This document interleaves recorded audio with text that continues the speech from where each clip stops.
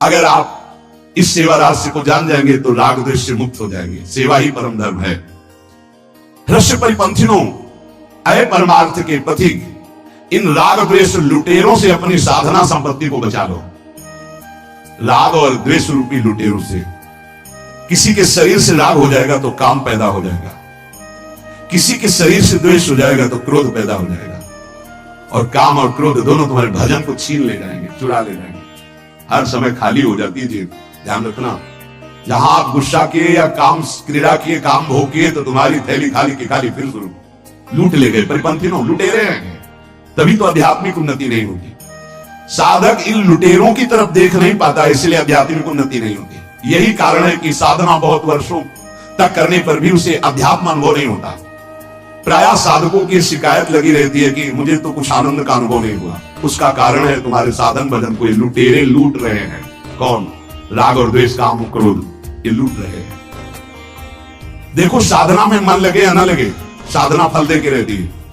बड़ा सूक्ष्म से बना। साधकों को रहता है मेरा मन नहीं लगता, तुम चिंता मत करो, तुम राधा राधा बोल रहे हो, मन लगे ना लगे इसका निश्चित फल है। पर यदि तुम राग और द्वेष पूर्वक व्यवहार कर रहे हो, जैसे नाम भी जप रहे हो, भ्रष्टाचार भी है, पराई माता बहनों से व्यभिचार भी है, क्रोध भी कर रहे हो, द्वेष भी कर रहे हो, गंदी आदतें भी कर रहे हो, इसके बाद तुम्हारे हाथ में अभी कुछ स्टॉक नहीं आएगा परमार्थ का, भजन का, साधन का। खोखले बने रहोगे और ऐसे कितने वर्ष व्यतीत हो जाएंगे, फिर आप शिकायत करोगे कि हमें इतने वर्ष हो गए नाम जप करके कोई लाभ नहीं मिला, क्योंकि चोरों से अपनी गठरी चुरवाते रहे आप। हम मन की एकाग्रता को ज्यादा महत्व नहीं देते, हम देते हैं राग और द्वेष पर महत्व। ये राग द्वेष, माना हम 10 बार नाम लिया तो 10 बार तो सुरक्षित है, हम 1000 बार लिया और हमारी पूरी जेब काट ले गया, क्या बचा? राग द्वेष, काम क्रोध, ये जेब कटुआ है, ठग है, ये लूट रहे हैं। परिपंथिनों, ये ऐसे ठग है कि इनसे हाथ मिला के जेब कटवाई जाती है। भजन की जेब कोई जबरदस्ती नहीं काट सकता है, ध्यान रखना। इनको इतनी कलाएं आती हैं कि हम इनको छाती से लगाएंगे। आओ दोस्त, और जो ही छाती से लगे तो ही काटे, फिर जलन किया, कुछ अनुभव नहीं हो रहा, क्योंकि बार बार भ्रष्ट माने गिर जाना, बार बार पतित हो जाना, बार बार ये काम क्रोध, बार बार राग द्वेष हमको नष्ट करते रहते। उपासक, इसीलिए कहा गया कि जिनका राग द्वेष रहित शुद्ध अंतःकरण है, ऐसे महापुरुषों के अनुशासन में चले। राग द्वेष की स्फुरणा हो तो डरो मत, पर उन दोनों के अनुसार क्रियाएं मत करो। स्फुरणा में साधक पतित होने लगता है कि स्फुरणा आई, अब तो क्या होगा, अब जैसा मन कह रहा वैसा करना पड़ेगा, नहीं करेंगे तो जलेंगे, फिर वैसा कर बैठता है। ये परिपंथिनों, राग द्वेष स्वतः नष्ट होने वाले हैं, तुम चुप रहो। इनकी अंदर स्फुरणा हुई, ये हाहाकार मचा रहे, मचाने दो, तुम राधा राधा राधा राधा राधा, ये नष्ट हो जाएंगे। साधक उनकी इतनी सत्ता दे देता है, उनको इतना महत्व दे देता है, उनका इतना आदर करने लगता है कि वो नष्ट होने के बजाय साधक को नष्ट कर देते हैं। काम क्रोध, साधक को नष्ट कर। इनकी सत्ता नहीं, स्फुरित होता होने दो, किसी से बोलो मत, कहो मत, चिड़चिड़ापन मत लाओ, जलो मत, गंभीर। कोई पूछे कैसे हो, बहुत अच्छे, कृपा है, नहीं कोई शारीरिक मानसिक परेशानी नहीं, श्री जी की कृपा से कोई परेशानी नहीं। अंदर तुम्हारे विकार वो सब भस्म हो जाएंगे। मत बोलो किसी से, रहीमन मन की मन था, मन में रखिए कोई, इस सुनिठ ले हैं लोग सब, बांट न ले है कोई, उनकी सत्ता होती। राग द्वेष स्वतः नष्ट होने वाले हैं, ये ज्यादा देर टिकेंगे नहीं, फुलझरिया की तरह अपना चमत्कार दिखाएंगे, नष्ट हो जाएंगे। साधक इनकी सत्ता दे देता है, इनका आदर करता है, इनका महत्व करता है, और वो साधक को नष्ट कर देते हैं। अगर तुम इनका आदर ना दो, इनका महत्व ना दो, इनकी तरफ मत देखो, ये अपने आप नष्ट हो जाएंगे। सुख दुख का कारण दूसरे को मानने से राग द्वेष पुष्ट होते हैं। सुख देने वाला, देखो मान्यता होगी। वर्षा हुई, एक नाच रहा है और एक रो रहा है बैठे। कौन? किसान नाच रहा है खेती में, बढ़िया बढ़िया वर्षा हुई, और कुम्हार के बर्तन सूख रहे थे, वो सब फैल गए, वो बैठे रो रहा है। वर्षा का क्या है? एक को प्रतिकूल पड़ रही है, एक को अनुकूल पड़ रही। वर्षा तो समतुल है, वो तो बरस रही है। हमारी अनुकूलता, हमारी प्रतिकूलता, हमारी मान्यताएं ही पूरी की पूरी अनुकूलता। अब गर्मी में आग प्रतिकूल लगेगी और सर्दी में दूर से तापो तो कितना सुखद लगती है। ये अनुकूलता प्रतिकूलता आने जाने वाली और मान्यता के अंतर्गत है। स्वरूप में इनका कोई महत्व नहीं है। तुम स्वरूप हो, देह नहीं हो। थोड़ी देर के लिए काम क्रोध विकल कर रहे, सह लो, ये नष्ट हो जाएंगे। उनका महत्व, अरे काम आ गया, अरे क्रोध आ गया, चुप शांत, वो नष्ट हो जाएंगे, अपने आप नष्ट हो जाएंगे। उनकी सत्ता ही नहीं, वो ज्यादा देर नहीं टिकेंगे। आप टिकाओगे तो टिक जाएंगे। आप आसन बिछा कर बैठा लोगे, सत्ता दोगे, सत्ता काम आया, उसी का चिंतन कर रहे हैं, उसी के अनुकूल आचरण करने लगे, उसी की तरह वार्ता व्यवहार करने लगे, भ्रष्ट कर देगा, नष्ट कर देगा। मन बुद्धि राग द्वेष आदि दोष पैदा हो जाए तो कोई दोष की बात नहीं। एक इस प्रसंग को समझ लो, क्रियाएं न होने पाए, उनकी सत्ता नहीं, अंदर से मालूम नहीं, लूटते रहते, बहुत दूर तक चलते हैं। काम क्रोध राग द्वेष मन में उत्पन्न हो जाए, काम क्रोध मन में उत्पन्न हो जाए, कोई खतरे की बात नहीं है। उनके अनुसार कोई क्रिया ना होने पाए, क्रिया खतरे की बात है। अंदर ही छुपा लो, भस्म हो जाएगा। जो उपासक उनके वशीभूत होकर क्रिया रूपी दोष कर बैठता है, वो उनके वशीभूत हो जाता है और वो उपासक के अध्यात्म के उत्साह को नष्ट कर देते हैं। जैसे किसी की कड़वी बात, किसी का तिरस्कार, अपमान हमारे प्रति व्यवहार हुआ, अब हमारे अंदर क्रोध आ रहा है, अब हमको बताना भी नहीं, ना उससे ना किसी से। आपको गाली दे रहा था, कैसा भगवान की लीला है, उसकी बुद्धि, हंस के अब सामने तो कुछ कह नहीं पाया, पीछे नाश मना रहा है। उसका नाश नहीं होगा, आपका अभी शुरू हो गया, क्योंकि आपका हृदय जल रहा है, हृदय गंदा हो रहा है, हृदय द्वेष से युक्त हो रहा है। बड़ा सावधान है उपासक, कभी अपना बल ना माने राग द्वेष हटाने का, गुरु कृपा, भगवत कृपा, और चुपचाप सह जाए और ये सोचे कि देखो हम कृपा से बच गए। उसने गाली दिया, हम सह के निकल गए, ये गुरु कृपा, अरे बड़ी कृपा भगवान की। उत्तर नहीं दिया और हृदय भी नहीं जला, और देखो हमारी निंदा की, बच गए, वशीभूत नहीं हुई। साधक को कभी भी राग द्वेष के वशीभूत होकर क्रिया ना होने पाए, बस इस पर ध्यान देना है। राग द्वेष हृदय में स्फुरित हो, डरना मत। राग द्वेष तुम्हारा कुछ नहीं बिगाड़ सकते यदि क्रिया ना होने पावे। मनोगतान, मन में आए तो कोई बात नहीं, अभी थोड़ी देर आया है, अभी शांत हो जाएगा। श्री भगवान कह रहे, यदि आप इन राग द्वेष काम क्रोध रूपी लुटेरों से बच गए तो बहुत जल्दी अध्यात्म आपके हृदय में प्रकाशित हो जाएगा। और जो अध्यात्म मार्ग गुरुदेव ने दिया है, उस मार्ग को कभी छोड़े ना। दूसरा कोई आपके पास आकर के बताए कि हम बड़ी सुविधा वाला मार्ग बता रहे हैं, बहुत सुविधा दे रहे हैं, बड़ा सुखद है, बड़ा ऐसा है, और आपके मार्ग में जिसमें चल रहे हो, देखो वर्षों हो गए, कुछ अनुभव भी नहीं हुआ और कुछ सुख भी नहीं मिला, आ जाओ हमारी बात पर, तो नहीं मानना चाहिए। आगे के श्लोक में भगवान उसका वर्णन करते हैं कि अच्छी तरह आचरण में लाए हुए सुख सुविधा वाले दूसरे के धर्म से दुख देने वाला अपना धर्म सर्वश्रेष्ठ है। आपको भले लग रहा है अभी दुख, लेकिन परम सुख प्राप्त होगा।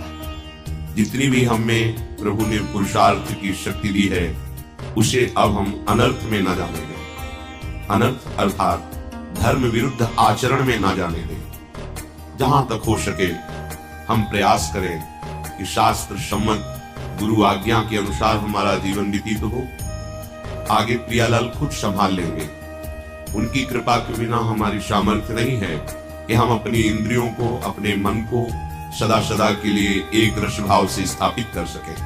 प्रयास हमारा और कृपा लाडली लाल की।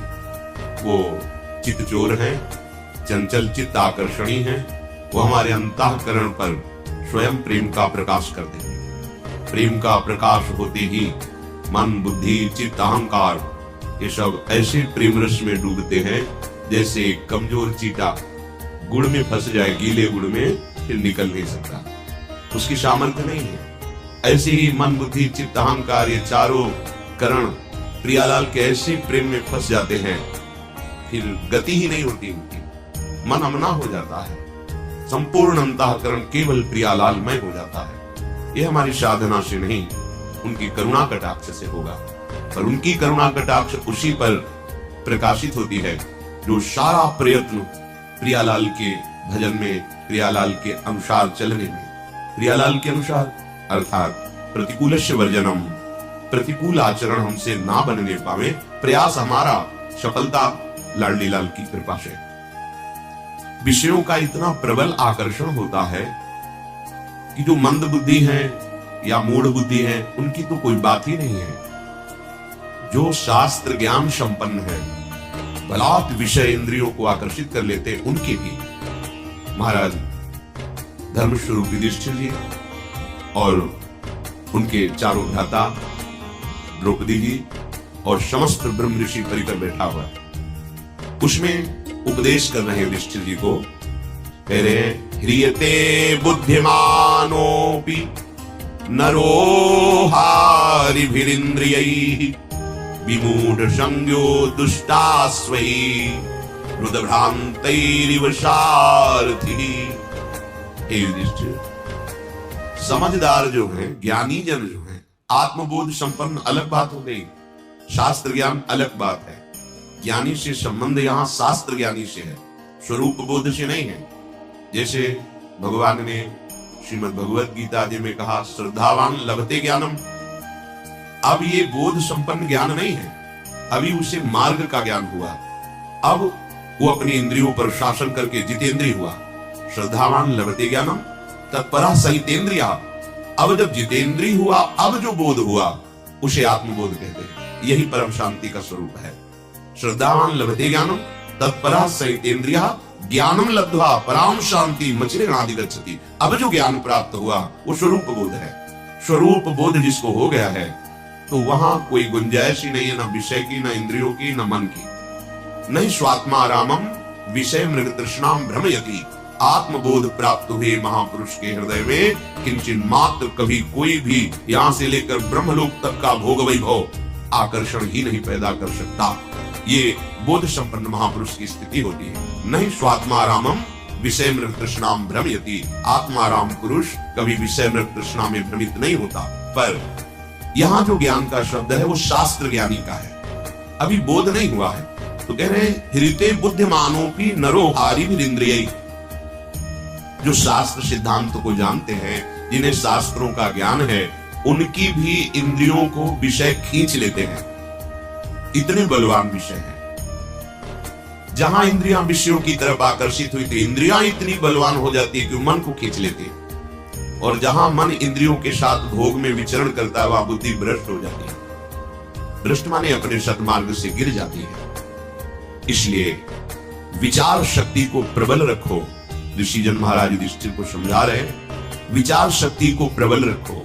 ये विचार विवेक से होता है और विवेक साधु संग से होता है। जिसको सत्संग के द्वारा विवेक प्राप्त हो गया वो विचार करता है कि जिन भोगों के लिए हम लालायित हो रहे हैं, उन भोगों को कोई बहुतायत में भोग रहा है, पर वो भी अशांत है, उसकी भी और भोग भोगने की तृष्णा है। इसका तात्पर्य सुख नहीं है। अगर सुख होता तो हृदय कृतज्ञता का अनुभव करता कि जिस भोग को हमने चाहा उसे भोगा, तो अब कछुनाथ न चाहिए भोगे। अब नहीं, भोग लिया, देख लिया, बड़ा सुख है, लेकिन आज तक कभी किसी को ऐसा अनुभव नहीं हुआ। बस बार बार भोगने की इच्छा, नवीन भोग भोगने की इच्छा, ये विचार लुप्त हो गया। यहाँ कहते हैं विमूढ़ संज्ञो, मूढ़ता उसके हृदय में जागृत हो जाती। जो शास्त्र ज्ञानी साधारण पुरुषों की बात नहीं कर रहे। ज्ञानी नाम विचेतांश देवी भगवती ही सा बलादा कृष्ण मोहाय महामाया प्रेक्षति। इसी के टीका गोस्वामी तुलसीदास जी कहते हैं, जो ज्ञानी कर चित अपहरई बरियाई विमोह बस करे। विमोह माने मूढ़ता। विमूढ़ संज्ञो दुष्टास्वई रुद्रभ्रांतैरिव सारथि।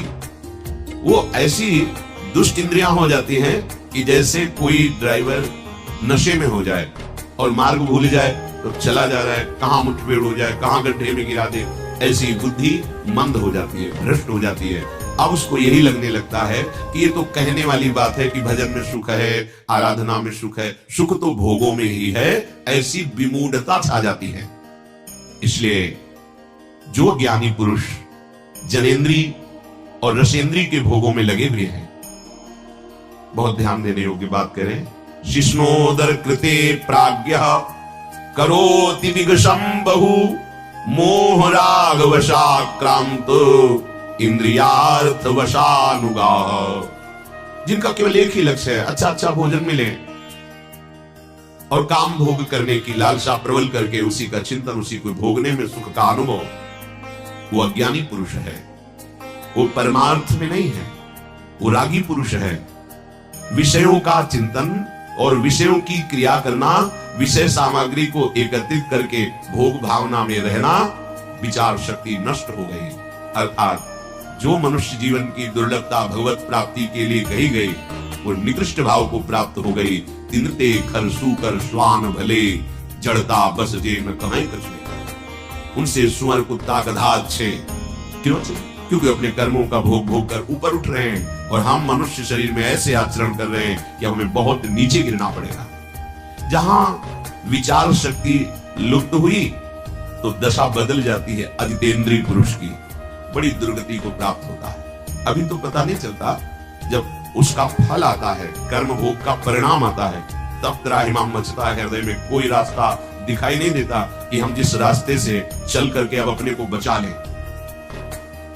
सदिन्द्रियाणि विषयं समागच्छन्ति वै यदा, तदा प्रादुर्भवत्येषां पूर्व संकल्पजं मनः। एक बात जीवन में बहुत अनुभव की हम बताते हैं, अपने विचार में संक्रामक विचार ना आने दें। साधक, भगवत प्राप्ति के मार्ग का उपासक अपने विचारों को सदगुरुदेव के और शत शास्त्रों के विचारों से मिलाए। बस अन्य के विचार हमें नहीं चाहिए। नहीं, हमारे विचार में संक्रामक भाव आ जाता है और वो हमको गिरा देता है। ये अपने जीवन का अनुभव कहते हैं। रिश्ते, नाते, संबंध, मित्रता, व्यवहार परमार्थ में नहीं चलता। परमार्थ में सदगुरु के विचार, शास्त्र का सिद्धांत अपने विचारों को नापने के लिए है कि मेरे विचार सही हैं या गलत। वो सदगुरु की वाणी और शास्त्र वाणी से सम्मत करते हैं, हाँ ठीक है। बस फिर किसी की सलाह, किसी के विचार, किसी का उपदेश अपने विचारों में नहीं आना चाहिए। ये बहुत अनुभव की बात कहते हैं। इसमें आप सदैव सुखी रहेंगे, आपकी साधना बढ़ती चली जाएगी। नहीं, अलग अलग विचारधारा के जब हमारे अंदर वो विचार जाते हैं तो हमारी निष्ठा, हमारी श्रद्धा, हमारी साधना डगमगाने लगती है। बहुत ये अनुभव की बात कहते हैं, उसकी व्याख्या करने की जरूरत नहीं। इस बात को केवल मान लीजिए। अपने विचारों को संक्रामक होने से बचाइए। अगर आपके विचार शिष्णोदर परायण पुरुषों के संग से संक्रामक हो गए तो आप चाहे जितने अच्छे साधक हो, आप भ्रष्ट हो जाएंगे। विश्वास कीजिए हमारी बात का। अपने विचारों को संक्रामक न होने दीजिए, दूर से। इसीलिए शास्त्रों में परमार्थ के साधक को असंगोहम पुरुषः, ये सिद्धांत सिद्ध करने के लिए कहा गया है। असंगोहम पुरुषः, बाहर से असंग और स्थूल शरीर, सूक्ष्म शरीर और कारण शरीर तीनों से असंग, अर्थात स्वभाव, अंतःकरण और शरीर की चेष्टाएं सब मायाकृत है, अपने स्वरूप में स्थित। ना कोई स्त्री है, ना कोई पुरुष है, ना कोई मूढ़ है, ना कोई ज्ञानी है। एक ही परम तत्व सब रूपों में भास रहा है। बस बैठ जाओ चुपचाप अंतर में और इसकी सिद्धि कर लो। संक्रामक भाव, जाति पाति कुल कर्म धर्म व्रत संस्कृति हेतु, सेवती महाराज कह रहे अविद्या नासी। अब जो ही कहा है करें हम सोई, आयुष लिए चले निज दासी। ये जितना प्रपंच है ये माया अविद्या के द्वारा रचा हुआ है। उत्तम अधम ये वो, हम चले हैं अविद्या का नाश करके परमात्मा बोध करने के लिए। प्रेम तभी प्रकट होता है जब आत्म स्वरूप का बोध हो जाता है। बात ध्यान रखना। महापुरुषों ने कहा पाचक भूले देह शुद्धि। देह शुद्धि विस्मरण का तात्पर्य है आत्म स्वरूप में स्थिति। जैसे सेवक जी महाराज को आत्मा हरिवंश प्रकट परमानंद। जब तक देहाशक्ति है तब तक परमार्थ का आनंद क्या है ये आपका अनुभव करने की सामर्थ्य नहीं, ना अंतःकरण में ना स्वभाव में। शुद्ध परमार्थ का जो स्वरूप है वो ये सब से अपना संबंध ना रखना है। इसी से खाते पीते उठते बैठते चलते फिरते सब चेष्टाएं दिखाई दे रही, लेकिन वो कुछ नहीं कर रहा। इससे कोई संबंध, कोई स्थिति होती है, तुम्हारी बातों से नहीं होगा, वो एक स्थिति होती है। यहाँ जो उपदेश दिया जा रहा है उसका भाव आंतरिक है कि जिन्होंने केवल इंद्रियों के भोगों को ही सुख माना है, ऐसे लोगों से संभाषण, ऐसे लोगों की सलाह, ऐसे लोगों के साथ उठना बैठना आपके विचारों में संक्रामक भाव पैदा कर देगा। जो आपने दृढ़ निश्चय किया है भगवत प्राप्ति का, उसमें बाधा पहुंच जाएगी। महापुरुषों ने तो इतना कहा सर्प का संग कर लेना ठीक है, लेकिन विषयी पुरुष का नहीं। गोस्वामी तुलसीदास जी ने तो कहा बरभल वास नरक करता था, दुष्ट संग जनि देव विधाता। नरक का वास अच्छा है लेकिन विषयी पुरुष का संग अच्छा नहीं। बहुत सूक्ष्म विषय है। नरक के वास से हमारे पाप नष्ट होते, लेकिन विषयी पुरुष के संग से पाप प्रवृत्ति बढ़ती है। सांप काटेगा तो उसके विष की औषधि भी है, या बहुत एक शरीर नष्ट होगा, लेकिन विषयों के संस्कार हजारों जन्मों तक हमें जलाते रहेंगे, जैसे अभी जला रहे हैं पीछे किए हुए विषय सेवन से। जब मन और पांचों ज्ञानेंद्रियां ये विषय भोग में प्रवृत्त हो जाती है, उस समय प्राणी के हृदय में भोगों का संकल्प दृढ़ होता है। संकल्प वासना प्रकट करती है। वासना से विचलित हो उठता है और वो बार बार भोगों में ही सुख ढूंढता है। यही समस्या है, यही बंधन है, यही माया है। बार बार इंद्रियों के साथ मन का भोगों में विचरण करना, इसी को रोकना साधना कहते हैं। मन जिस एक इंद्रिय के साथ जिस विषय का सेवन करता है, उसी में उसको उत्सुकता प्राप्त होती है, उत्साह प्राप्त होता है। यही उत्साह उसकी दुर्गति का कारण होता है। सूक्ष्मता से समझना। प्रार्थना है आप सबसे कि हम लोग किसी भी इंद्रिय के विषय को उत्साह पूर्वक ना भोगे। शास्त्र सम्मत भी, जैसे आपको खान पान की सामग्री अच्छी से अच्छी सामग्री है, कम मात्रा में लीजिए और उदासीन होकर खाए। भगवत प्रसाद है बस प्राण पोषण के लिए। अच्छा, ऐसा नहीं होना चाहिए। यही उत्साह है। इंद्रिया उत्सुक हो, आज ये उत्सुक हो गई। अब क्या हुआ? उत्साह के साथ जैसे गीली या गर्म मोम में तत्काल छाप लग जाती है, ऐसे आपके अंतःकरण में विषय रस की छाप और बढ़ गई और बढ़ गई। चले थे विषय रस मिटाने के लिए और हमारी उल्टा गति हो रही, विषय रस और पुष्ट हो रहा है।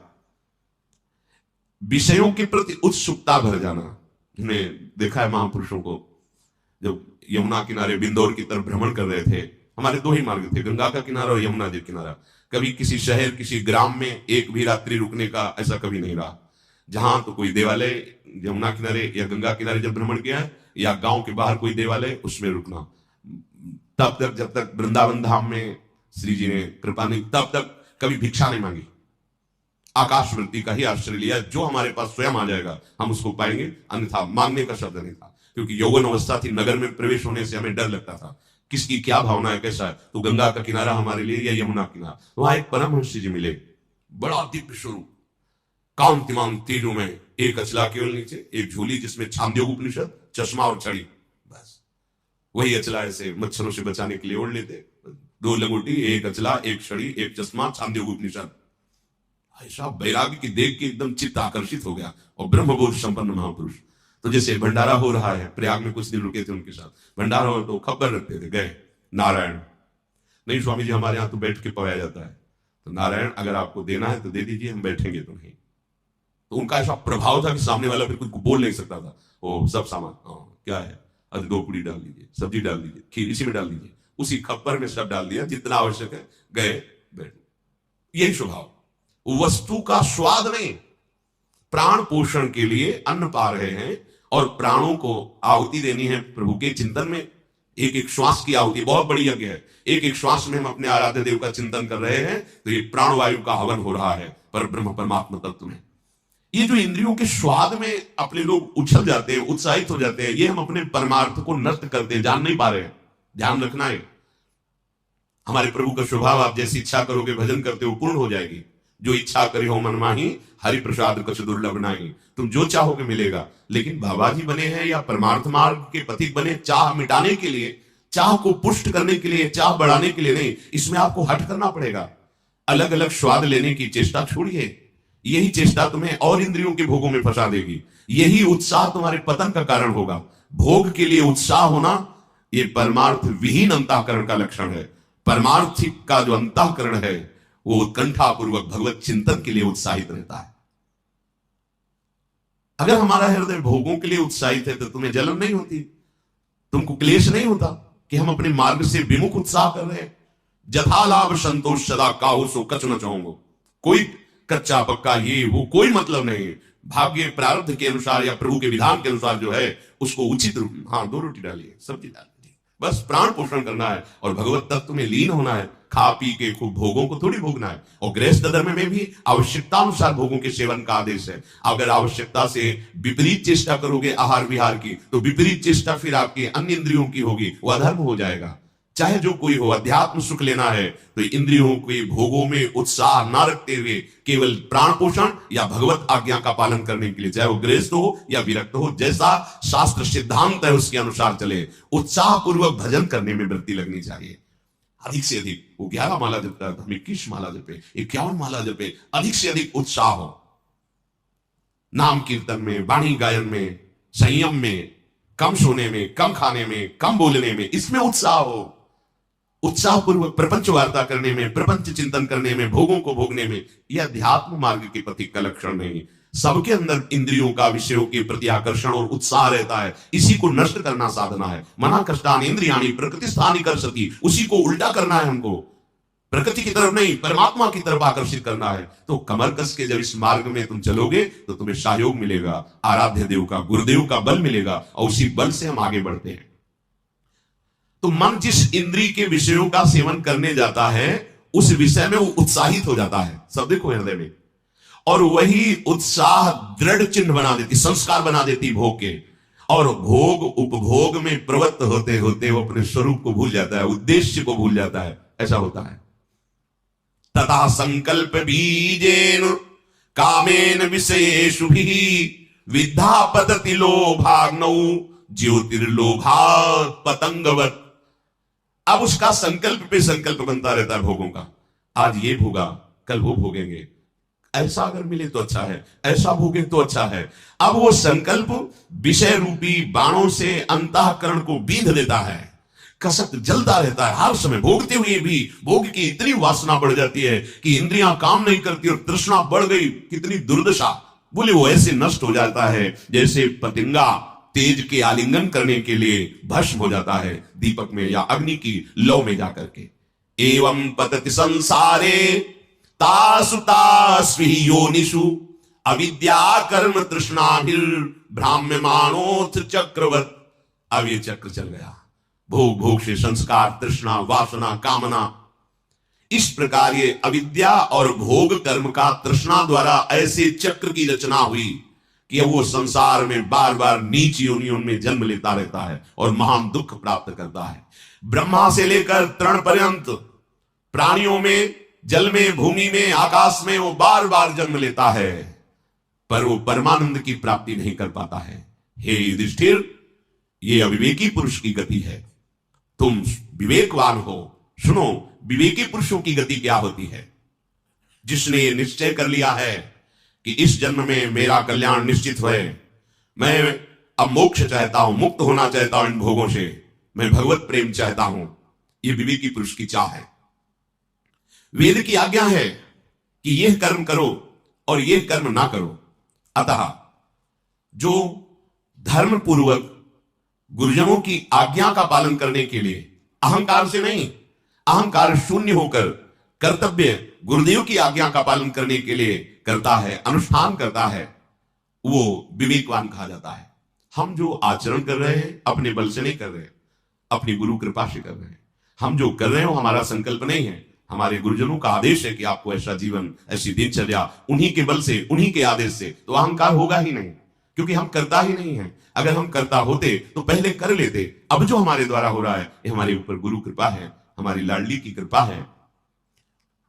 सदैव अपने आराध्य देव का नाम जप और आराध्य देव संबंधी सदग्रंथों का अध्ययन, और अपने पास जो सुख सामग्री है वो मेरी नहीं है, वो सेवा के लिए है। और आए हुए प्रत्येक आंतरिक और बाह्य कष्ट को सहना, आंतरिक कामादि वेदना को, बाहर से गाली, निंदा, प्रतिकूलता, अपमान। कल एक उपासक प्रश्न करते समय रो दिए कि जब से मैंने भक्ति शुरू की तो कोई रिश्तेदार, कोई संबंधी, परिवार वाला हमें प्यार ही नहीं करता। वो दुख हम आपसे कह रहे हैं, क्या करें अब हम? ये तो भक्ति का फल है। आपको तो नाचना चाहिए, आनंदित होना चाहिए। आपको धीरे धीरे प्रभु अपने में ला रहे हैं, अनन्य बना रहे हैं। मायाकृत जो मोह आकर्षण है वो अपने आप छूट रहा है, ये तो कृपा हो रही। हमारी भक्ति की सिद्धि है, मेरे तो गिरधर गोपाल दूसरो ना कोई। तो ये हम कर नहीं पा रहे। मेरे प्रभु देखो कैसी कृपा करे कि कोई हमें प्यार नहीं कर रहा, कोई हमें ऐसा भाव नहीं दे रहा कि मैं आपका हूं। तो कितनी कृपा है। जैसे हमारी सिद्धि है, हे श्यामा श्याम आप मेरे हैं और मैं आपका हूं, आपके सिवा मेरा कोई नहीं है, मैं किसी का नहीं हूं। ये हमारी सिद्धि है, ये हमारी भूमिका है भक्ति की चरम अवस्था की। ये तो कृपा हो रही। अब अज्ञान के कारण उसे हम विपरीत मान करके रोए, दुखी हो कि हमको संसार प्यार करे, ये धोखा है। तुम्हारी बुद्धि तुम्हें धोखेबाजी में फंसा रही है। यहां कौन है अपना? मेरा प्रभु इतना छलिया है कि वह विविध रूप रख करके छुपा छुपी का खेल कर रहा है। मुझे केवल पहचानना है, आप ही हो, आप ही हो, आप ही हो, बस जीवन मुक्त हो गए। एक ही प्रश्न है, प्रभु के सिवा कोई और नहीं, कोई और नहीं, प्रभु के सिवा कोई ठौर नहीं, बस। अब वो जब कृपा करके आपको उठा रहे तो आप रो रहे, कि हमें तो कोई प्यार नहीं करता, हमारा तो सब बिगड़ता चला जा रहा है, हमें सब छोड़ते चले जा रहे हैं। यही तो अध्यात्म का फल है। वैसे ही सब छोड़ देंगे तुम्हें, तुम किसी को साथ नहीं रख पाओगे, कोई तुम्हें साथ नहीं रख पाएगा। अंत ही तो ही तजेंगे पामर, तू न तजय वहीं ते, मन पचित ही है और शर्मीते। तो जो आंतरिक क्लेश और बाह्य क्लेश, इनको सहना और अपने प्रति जो कोई अपराध करे उसे क्षमा करना, दंड देने की भावना ना होना, सदैव सत्य मार्ग का अनुसरण करना, मन और इंद्रियों को निर्विषय करना, यह है विवेकी पुरुष का लक्षण, यह है विवेक मार्ग। जो निष्काम भाव से ऐसा अनुष्ठान करे तो बहुत जल्दी उसको मोक्ष पदवी प्राप्त हो जाए, भगवत साक्षात्कार हो जाए। यदि सकाम भाव से करे तो सारी कामनाओं की पूर्ति हो जाए, फिर भी निष्कामता आएगी, क्योंकि भागवतिक मार्ग है। अगर इन्हीं कर्तव्यों का अभिमान युक्त पालन किया जाए तो पतन होने की संभावना है। पूर्णतया तुम्हारा कोई संकल्प नहीं होना चाहिए। संकल्प आराध्य देव गुरुदेव का कर्तव्य रूप में जो है उपदेश मिला है, उन्हीं के बल से पालन कर रहे। बस ये बात समझोगे तो कभी अहंकार नहीं आएगा। चाहे सत संकल्प हो चाहे असत संकल्प हो, संकल्पों का करना ही बंधन कारक है। सत असत दोनों संकल्पों को शांत हो जाना। संकल्प रहित हृदय ही जीवन मुक्त महापुरुष है। कोई ना सत संकल्प है ना असत संकल्प है। जो सत है उसका संकल्प क्या, वो तो सत है ही। पूर्णतया संकल्पों का शांत हो जाना, इंद्रियों का भली प्रकार से वश में कर लेना, कभी भी किसी को कष्ट ना देने की भावना होना, सदैव गुरु की सेवा और आज्ञा में संलग्न रहना, साधन उपयोगी ही आहार करना, साधना में बाधा ना पहुंच जाए। ये खुद के अनुभव की बात है। जब सात्विक भोजन दाल रोटी पाई जाती है और इतना नहीं अधिक मात्रा में कि वो हमें प्रमाद में लगा दे, तो भजन अच्छा होता है। और जब बहुत अच्छे अच्छे जो पदार्थ कहे गए वो पाए गए हैं, तो देखा गया है कि बुद्धि भजन में कम लगती है और नाना प्रकार की प्रापंचिक वृत्तियां जागृत होती हैं। एकाग्रता पूर्वक देखा अंतःकरण में कि जब जिनको अच्छे पदार्थ कहते हैं वो जब खाए जाते हैं तो बुद्धि रजोगुणात्मक होकर प्रापंचिक चिंतन में उत्साह बढ़ाती है। और जब सात्विक भोजन कम आहार किया जाता है तो भजन में निरंतर वृत्ति लगने का उत्साह बढ़ता है। इसीलिए यहां आदेश कर रहे हैं, कह रहे हैं यथा योग्य साधनोपयोगी आहार करना। कोई भी कुछ भी हो, संतोष ने सुना, जैसे आपको पकवान या अच्छे पदार्थ बने हुए आप कम मात्रा में लीजिए, जितना रोज लेते हैं उससे भी कम मात्रा में, तो आपके अंदर कोई विकार नहीं होगा और प्राण पोषण हो गया। मानो आप 4 रोटी दाल सब्जी पाते हैं, किसी दिन पूरी पकवान बने, 2 पूरी लीजिए, थोड़ी सब्जी ले ली, हाँ थोड़ा सा मीठा ले, बस ठीक है, पा ले, शाम की फिर रोटी पा ली। अब दूसरे भाव में अगर हम पहुंचे तो पहले दिन तो 4 रोटी दाल पाते हैं, लेकिन जिस दिन अच्छे अच्छे पदार्थ तो यहां तक पा लिए। अब सारी की सारी ऊर्जा शक्ति पचाने में लगी हुई है। अब कब्ज हो गई है, गैस बने, भजन होगा भैया। आप पाप आके करोगे क्या, मलाई तो बनाओगे। और आप तो निर्मल सच्चिदानंद स्वरूप में स्थित होने के लिए निकले, बहुत सावधान। ये बार बार हम इसलिए करें कि यही हम फंस जाते हैं, खा खा के मर गए, अमरत्व को नहीं प्राप्त हुए। अगर उचित आहार और भजन करोगे तो अविनाशी स्वरूप हो, ये तुम्हें अनुभव में हो जाएगा, मरने का भय चला जाएगा। और आपसे अनुभव की बात कहते हैं कि कम आहार अधिक भजन तो बहुत बल देखा है। अध्यात्म बल एकदम ऊर्जा शक्ति, कभी ऐसा किसी दिन महसूस नहीं हुआ कि आज उपवास किए इसलिए, ऐसा कभी नहीं हुआ। क्योंकि ब्रह्मचर्य अध्यात्म बल एक अद्भुत ऊर्जा शक्ति। और जब डकार लेने की भी जगह नहीं रह गई है, पड़े रहो, इधर उधर टहलो, मानसिक चिंतन खराब हो, साधनोपयोगी उचित आहार और शास्त्रों का अध्ययन विचार पूर्वक, जो शास्त्र स्वाध्याय कर रहे, और भगवत समर्पण, देह अंतःकरण स्वभाव, सर्वस्व भगवत समर्पण, वो कल्याण को प्राप्त होता नहीं, वो कल्याण को प्राप्त हो गया है जिसका ऐसा जीवन है। पूरे संसार को जीतना होता है साधक को। एवं कर्माणि कुर्वन्ति संसार विजिगीषवः राग द्वेष विनिर्मुक्ता ऐश्वर्यम देवता गताः। जो बुद्धिमान साधक, संसार को जीतने का मतलब क्या होता है? संसार को जीतने का मतलब आप हमसे मिले लेकिन आपका चिंतन नहीं होगा, आपका ध्यान नहीं आएगा। हजारों मिलो, व्यवहार होगा आपसे, बात करेंगे, प्रणाम नमस्कार उत्तर देंगे, लेकिन आपसे हटते ही अपने स्वरूप में स्थित। उसके लिए प्रयास नहीं है कि अब आप गए तो आपका चिंतन, आपने क्या कहा था, आप बड़े मित्र हैं, आप बड़े, कुछ नहीं, बिल्कुल खत्म, हुआ ही नहीं हमारा आपका सहयोग। तटस्थ भूमिका, प्रश्न उत्तर बातचीत व्यवहार जैसे होता है बिल्कुल वैसे ही सम्यक, लेकिन इतना सावधान कि हमारे कैमरे में तुम्हारी फोटो नहीं आएगी और तुम्हारी बात नहीं आएगी। हमारा कैमरा फुल है, खाली नहीं है। पिय मूर्ति नयन बसे तेहि रस राय समाय, ये लक्षण सुन प्रेम के और न कछु सुहाय, और न कछु सुहाय फिरे अपने मद मातो, कुटुंब देह दे जाए छूटी सब ही विधि नातो। नहीं तो स्वभाव है अंतःकरण का। आप देख लेना, आप जिससे मिलोगे उसकी बार बार स्मृति, उसका रूप, उसकी बात या तो द्वेषात्मक या तो रागात्मक। और बहुत अच्छा, बहुत बुरा आदमी, हमने क्या बिगाड़ा था, उसने सब क्यों कहा, बार बार चिंतन। ये नहीं होता, ये अच्छे उपासकों में नहीं होता। विवेक रूपी कैंची साथ रखी जाती है, बात किया वहीं काट दिया, उसका चिंतन नहीं।